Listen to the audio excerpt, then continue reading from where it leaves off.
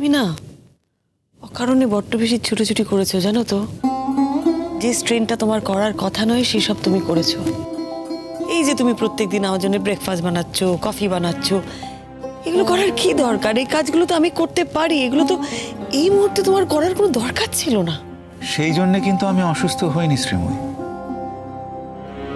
যদি সত্যি সত্যি আমাকে চলে যেতে হয় না, তাহলে এ কটা দিন যে আমি তোমার যত্ন নিতে পারলাম, তোমায় খাইয়ে দিতে পারলাম, তোমার সাথে এতটা সময় কাটাতে পারলাম, এইটা ভেবেই খুব শান্তিতে যাব।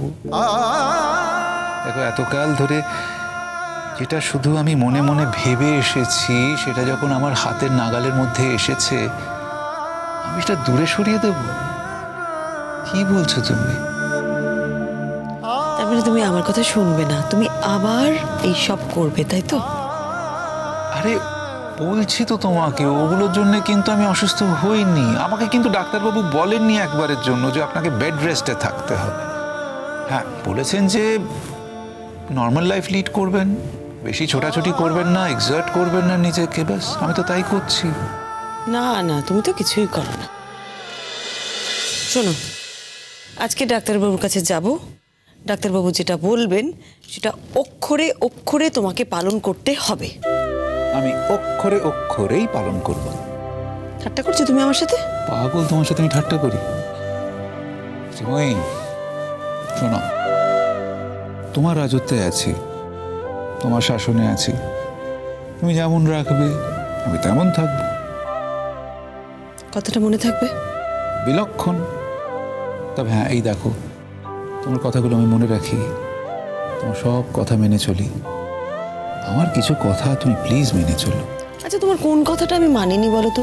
তোমার সব কথাই তো আমি শুনছি তো।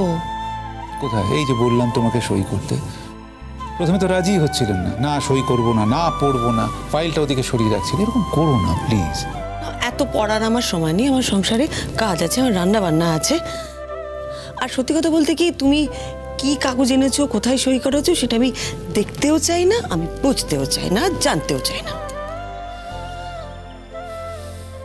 ঠিক আছে, আজ দেখতে চাও না, জানতে চাও না, ঠিক আছে, কিন্তু কাল তোমাকে দেখতেও হবে, জানতেও হবে।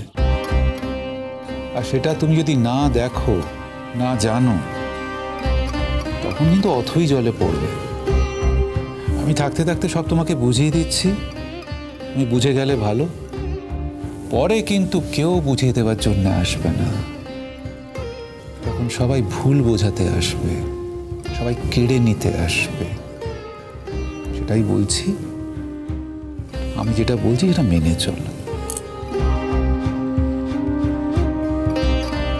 এই শ্রীময়ী, শ্রীময়ী প্লিজ, শ্রীময়ী শোনো, শোনো শোনো শোনো, প্লিজ আমার দিকে তাকাও। দেখো, প্র্যাকটিক্যাল কথা বলছি আমি তোমাকে। ডাক্তারবাবু কি বললেন? 50-50 চান্স, তাই তো? 50% আমি সার্ভাইভ করে গেলাম, ভেরি গুড। কিন্তু যদি পরের 50% হয়, সেই কারণেই তো বলছি, বুঝেও নাও, জেনেও নাও।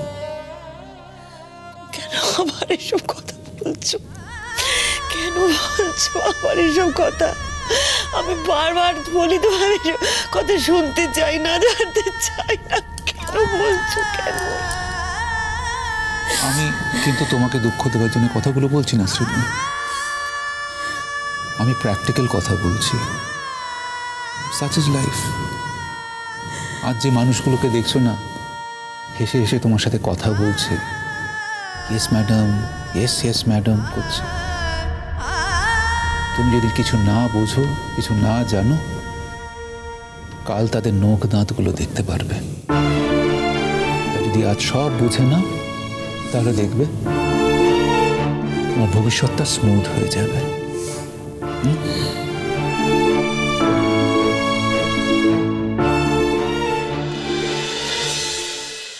দিদি, কাল তো আমি কলকাতা আসছি, আমাদের দেখা হবে তো? দেখা করতে চাইলে দেখা হবে। আমি তো জানি না তুমি আমার সঙ্গে দেখা করতে চাও কি না। সে তো বটেই, এখন তুমি অনেক কিছুই জানবে না। এখানে তো চেম্বারও করছো না, এখন থেকে কলকাতায় চেম্বার করবে। এরপর হয়তো আমার সঙ্গে যোগাযোগও রাখতে চাইবে না।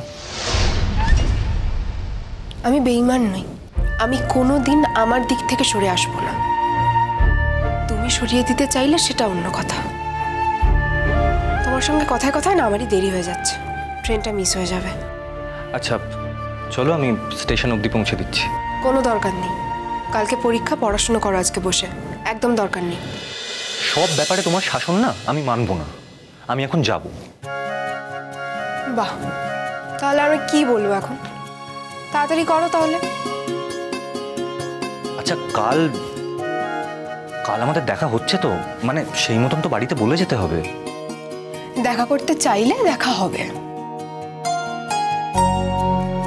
দিদি, কাল কিন্তু তুমি আমার সঙ্গে চলে আসবে। মানে আবার কি, চলে আসবে আমার সাথে। আমার একা একা থাকতে ভালো লাগে না।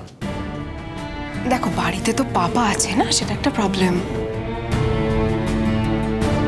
আমার বলার আমি বললাম, এবার তুমি কি করবে সেটা তুমিই জানো। সব ব্যাপারে না তুমি জেদ করো, জানো তো। না না, আমি জেদ করছি না। তোমার যদি না আসতে হয় তাহলে আসবে না। অমনি রাগ হয়ে গেল। এখানে রাগ করার তো কিছু নেই। আচ্ছা শোনো না, বলছি যে তোমার তো কালকে একটা পরীক্ষা, তারপর তো এই ভাইবাটা, সেটা হয়ে গেলেই তো হয়ে যাবে। দাঁড়াও, রিটেন পরীক্ষাটাতে কি হবে সেটাই এখনো জানি না, তুমি আমার ভাইবার কথা বলছো।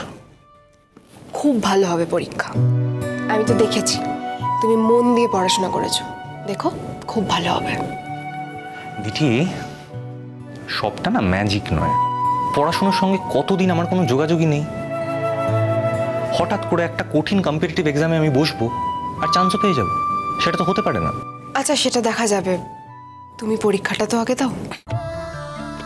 হ্যাঁ, সে তো দিচ্ছি। তুমি চাকরিটা পেয়ে গেলে আমি আর ওয়েট করব না। কিসের জন্য? বারে, তুমি চাকরিটা পেয়ে গেলে আমাদের ডিউ কাজটা সেরে ফেলতে হবে না? কোনটা আমাদের ডিউ কাজ? তুমি জানো না? না, ঠিক বুঝতে পারছি না।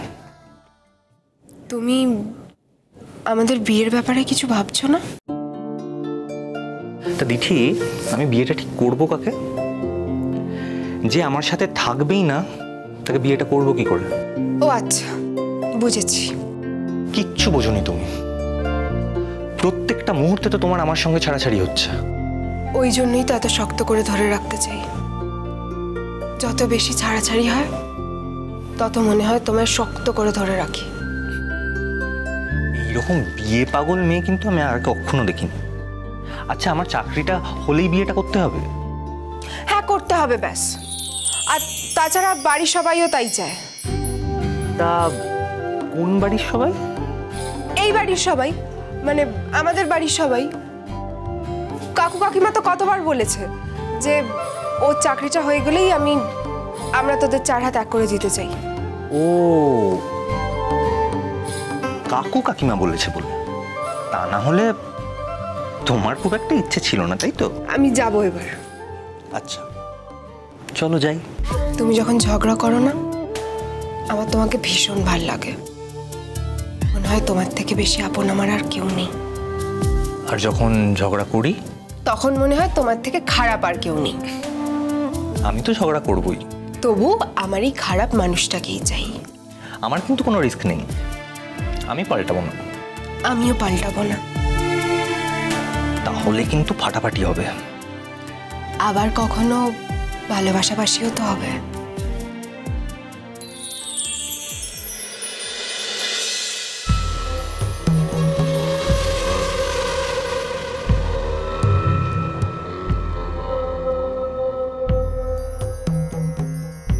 গো, এ কি শরীরটা তোমার বড্ড খারাপ হয়ে গেছে গো। মাসি, সবকিছুর জন্য তো শ্রীময়ী দায়ী। আমার তো যা খারাপ করার করেইছে, সুখের পায়রা তোমাদের ছেড়েও চলে গেছে। একটা কথা আমি বুঝতে পারছি না, আমার হাড়ির হাল করেছে, আই ক্যান আন্ডারস্ট্যান্ড দ্যাট, কিন্তু যার সঙ্গে এত বছরের সম্পর্ক, স্বামী স্ত্রী হিসেবে যার সঙ্গে থাকলো তোমার ছেলে, তার কি অবস্থা করেছে দেখো। আমি তো বিশ্বাসই করতে পারছি না। মানে অনিন্দ, মাসি তোমার ছেলের অবস্থা তো অর্ধমৃত। আমি ভাবতেই পারছি না যে আমি যদি জেল থেকে ছাড়া না পেতাম তাহলে কি হতো। আর গেলে তো আমারই যেত না অনিন্দ, আমি তো অফিসিয়ালি তোমার স্ত্রী। এসব কথা এখন থাক না চুন। কেন? আমি কিন্তু তোমাকে অনেক দিন ধরেই বোঝাবার চেষ্টা করেছিলাম যে রোহিত সেনের সাথে শ্রীময়ীর একটা সম্পর্ক আছে, একটা বিশেষ সম্পর্ক আছে, কিন্তু তোমরা কেউ মানতে যাওনি। ইনফ্যাক্ট তুমি তো আমরা প্রায় মারতে এসেছিলে, আমাকে বুঝিয়েছিলে যে পারিবারিক বন্ধু। এটা পারিবারিক বন্ধুত্ব? যা বলেছ, ঘেন্না ঘেন্না, পরিচয় দিত না, ঘেন্না করে। এই বয়সে আবার নতুন করে শুরু করবার ইচ্ছে হলো, বউ হবার ইচ্ছে হলো। আচ্ছা, এত বছর একজনের বউ হয়ে থাকলি আবার নতুন করে বউ হওয়ার ইচ্ছেটা আসে? ছি ছি ছি ছি ছি ছি। হায়া পিত্তি বলে কিচ্ছু নেই কো। যাকে বিয়ে করেছিস তার তো মারণ রোগ ধরেছে, দুদিন পরেও সাদা সেতি নিয়ে এসে দাঁড়াতে হবে। মা প্লিজ থামবে। বুয়া, যা বলছি বেশ করছি, বেশ বলেছি।